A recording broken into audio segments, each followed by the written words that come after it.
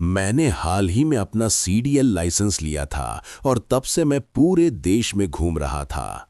अलग अलग राज्य, शहर और छोटे छोटे कस्बे देख रहा था। हर सफर पहले आज़ादी जैसा लगता था।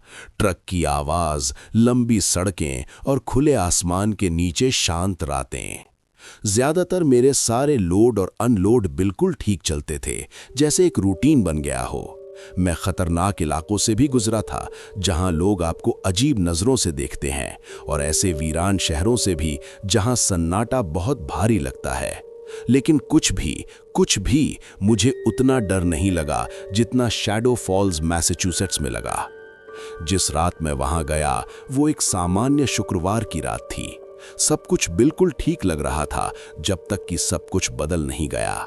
मैंने अभी अभी बॉस्टन के एक वेयरहाउस में अपना लोड डिलीवर किया था। थका हुआ था लेकिन खुश था, और अब आराम करने के बारे में सोच रहा था। तभी मेरे बॉस का फोन आया। उसकी आवाज बहुत सामान्य थी, शायद जरूरत से ज्यादा सामान्य, और उसने मुझसे कहा कि मुझे शैडो फॉल्स नाम की जगह से एक और लोड उठाना है जो लगभग 1 घंटे दूर थी। मैंने समय देखा, लगभग आधी रात होने वाली थी। मेरे पेट में हल्की सी घबराहट हुई। आमतौर पर मैं मना कर देता या शिकायत करता। आधी रात को काम लेना आम बात नहीं थी, लेकिन अगले दिन मेरी छुट्टी थी तो मैंने सोचा एक काम और कर लेता हूं। मैंने उस अजीब एहसास को नजरअंदाज किया, ट्रक में बैठा और चल पड़ा। रास्ते में ही कुछ अजीब लगने लगा। शुरू में मैं समझ नहीं पाया। सड़क बहुत खाली थी, सामान्य से ज्यादा शांत। रेडियो में गाने कम और आवाजें ज्यादा आ रही थीं, जैसे सिग्नल ठीक नहीं हो। मैं बार बार चैनल बदल रहा था, लेकिन कुछ भी सही नहीं चल रहा था। फिर मुझे एहसास हुआ, मुझसे पहले कभी इतनी रात में लोड उठाने को नहीं कहा गया था। जैसे जैसे मैं आगे बढ़ा, एक घना कोहरा आने लगा। वो धीरे धीरे नहीं आया, अचानक आया।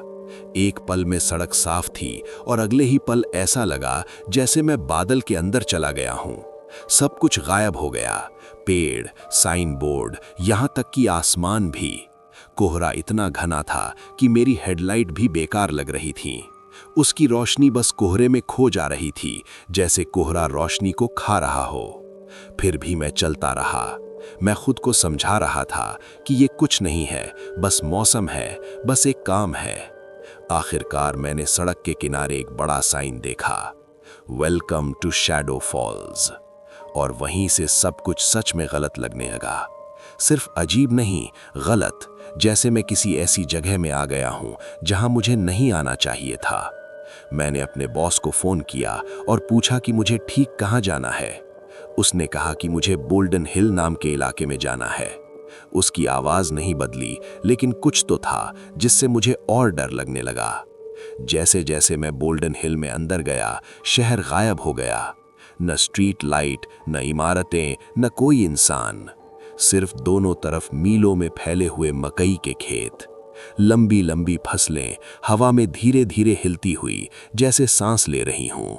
न घर, न रोशनी, सिर्फ अंधेरा और खेतों की आवाज। जितना आगे गया, मेरा डर उतना बढ़ता गया। फिर मैंने उसे देखा, एक वेयरहाउस जो उस पूरी जमीन के बीच अकेला खड़ा था। वो सही नहीं लग रहा था, सिर्फ इसलिए नहीं कि वो अकेला था, बल्कि इसलिए कि वो बहुत पुराना और भूला हुआ लग रहा था। न पार्किंग, न लोडिंग डॉक, कुछ भी नहीं, बस एक इमारत और सन्नाटा। फिर भी मैं वहां रुक गया। ट्रक की आवाज उस सन्नाटे में बहुत तेज लग रही थी। मैं ट्रक से उतरा। ठंडी हवा ने मुझे घेर लिया, जैसे कुछ जिंदा चीज मुझे पकड़ रही हो। मुझे लगा कोई वहां होगा, लेकिन कोई नहीं था। पूरा इलाका बिल्कुल शांत था। न कोई कीड़े की आवाज, न हवा की, बस सन्नाटा। मैं एक साइड दरवाजे के पास गया और खटखटाया। आवाज अजीब तरीके से गूंजी, जैसे इमारत खाली हो। कोई जवाब नहीं। अब डर सच में शुरू हुआ। मैं एक अनजान जगह पर था। चारों तरफ खेत थे और आधी रात हो चुकी थी। मेरे अंदर की हर आवाज कह रही थी कि कुछ गलत है। मैंने सोचा कि अपने बॉस को फोन करूं, लेकिन जब मैं ट्रक के पास वापस आया, दरवाजा बंद था। मेरा दिल बैठ गया। मेरी चाबी अंदर थी, मेरा फोन अंदर था। मैं बस खड़ा रह गया, दरवाजे को देखता हुआ। मैं फंस गया था। पहले गुस्सा आया, मैंने गहरी सांस ली, तभी पीछे कुछ हिला। मैं तुरंत मुड़ा, लेकिन वहां कुछ नहीं था, सिर्फ खेत। ठीक है, मैंने खुद से कहा, मैं सड़क पर चलता हूं, कोई घर मिलेगा, किसी के पास फोन होगा। मैं चलने लगा। शायद 10 मिनट हुए होंगे या ज्यादा। मुझे बार बार लग रहा था कि कोई मेरा पीछा कर रहा है। मैं हर कुछ कदम पर पीछे देखता, कुछ नहीं। फिर भी डर बढ़ता गया। फिर दूर मुझे एक घर दिखा जिसकी लाइट जल रही थी। मुझे राहत मिली। मैं तेज चलने लगा, लेकिन तभी कोहरा फिर आ गया, इस बार और भी घना। कुछ भी दिखना बंद हो गया। मैं चलता रहा, लेकिन अचानक मैं सड़क पर नहीं था, मैं खेत में था। मुझे बहुत डर लगा।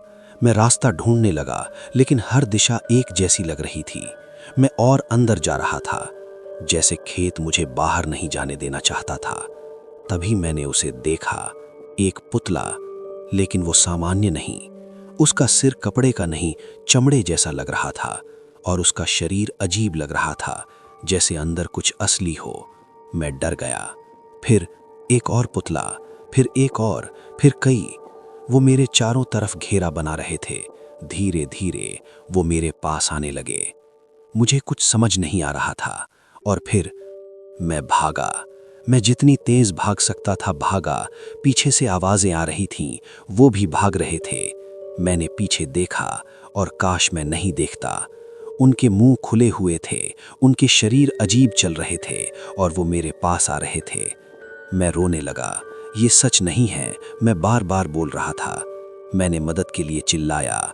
फिर किसी ने मुझे पकड़ लिया। मैं जमीन पर गिर गया। वो सब मेरे आसपास थे। मैंने आंखें बंद कर लीं। मुझे लगा अब सब खत्म।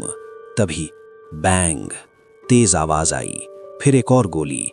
मैंने आंखें खोलीं। एक बूढ़ा आदमी था, हाथ में बंदूक। उसने मुझे उठाया, और हम घर के सामने थे, वही घर। मैं अंदर भागा। वो भी आया, दरवाजा बंद किया। फिर उसने पूछा, तुम ट्रक वाले हो? मैंने हाँ कहा।